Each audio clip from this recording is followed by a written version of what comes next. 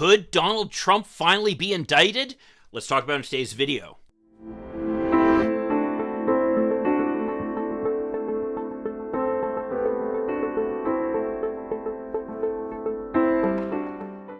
Hi, I'm Mike Greiner. I'm a lifelong Democratic activist who's concerned about the direction our country is taking. I'm also a lawyer and an academic, and I'm here to help you stand up to the BS of the MAGA crowd.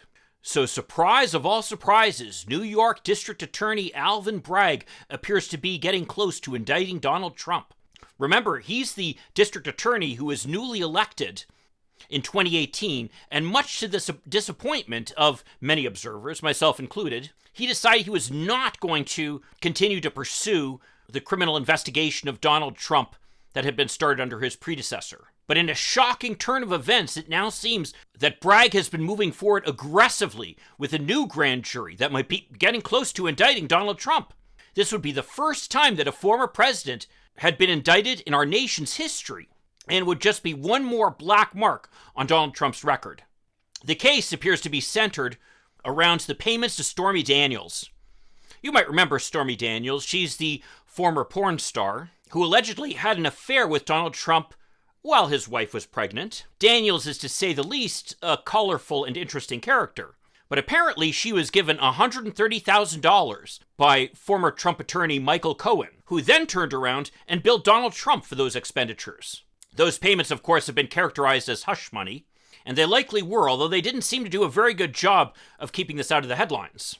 Trump, for his part, denies the allegation, and then admitted that he knew about the payments, but denied that he had an affair with Stormy Daniels.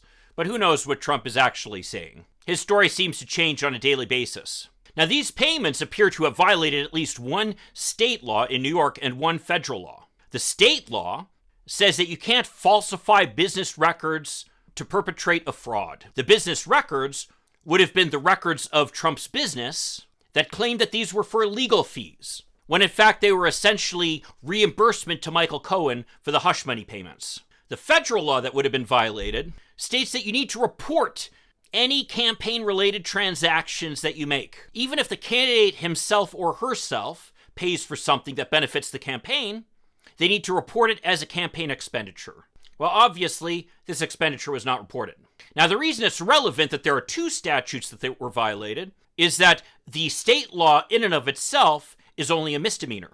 And a misdemeanor prosecution or even potential conviction probably wouldn't stop Donald Trump from running for president. It becomes a felony, though, if it was associated with a violation of another law, which, with the campaign finance issue, suddenly we're dealing with two laws that have been violated, which could turn this into a felony. Now, as we know, Michael Cohen has, in fact, testified before this grand jury, and we can only imagine that his testimony served to bolster the case. But his testimony is not all that the prosecutor will be relying upon. There are ample documents and public statements by Donald Trump that would support it. And what makes us think that an indictment is looming is the fact that Trump was given the opportunity to testify. You have to remember, grand juries are investigative processes. They're not part of the prosecution. An indictment simply says that there's enough evidence to pursue a prosecution. Under the Fifth Amendment, of course, all Americans are protected from having to incriminate themselves. So since this is an investigative procedure, there's really no requirement to give the target of the investigation, that being one Donald Trump, an opportunity to testify, unless you're nearing issuing an indictment, in which case you offer them the opportunity to give some explanation which would vindicate themselves. This is typically one of the last steps before actually issuing the indictment. Trump wisely chose not to testify. I say wisely because he seems incapable of telling the truth. And although that might play pretty well in a Republican debate, it doesn't tend to play so well in legal proceedings. That being said, Trump attorney Joseph Tacopina has been aggressively defending his client in the media. In fact, there's a video floating out there of him essentially assaulting an MSNBC host who is trying to show that Donald Trump had made statements that were basically lies. The defense, though, that Tacopina seems to be rolling out is that, hey, Donald Trump would have made the payments anyway.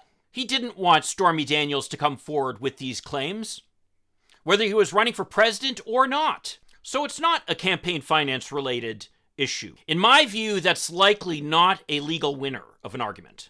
It doesn't matter if an expense that you would have made had ancillary benefits in addition to benefiting the campaign. If an expenditure in any way benefited the campaign, it needs to be reported. And this contribution expenditure pair were not reported. Now remember, this is not the only legal problem that Donald Trump faces. I mean, New York Attorney General Letitia James is still pursuing civil charges against him for essentially lying on his tax documents.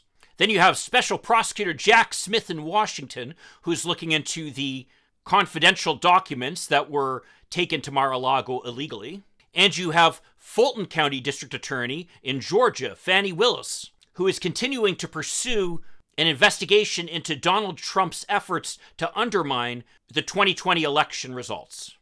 Is this the strongest case against Donald Trump? Well, depends who you ask. But one thing's for certain is that the run of good luck Donald Trump has been having in evading responsibility for his actions might finally be coming to an end. Well, if you want to see another video where a federal judge called Donald Trump a criminal, check out this video over here. I'll see you then. In the meantime, let's hope for continued progress. Thank you.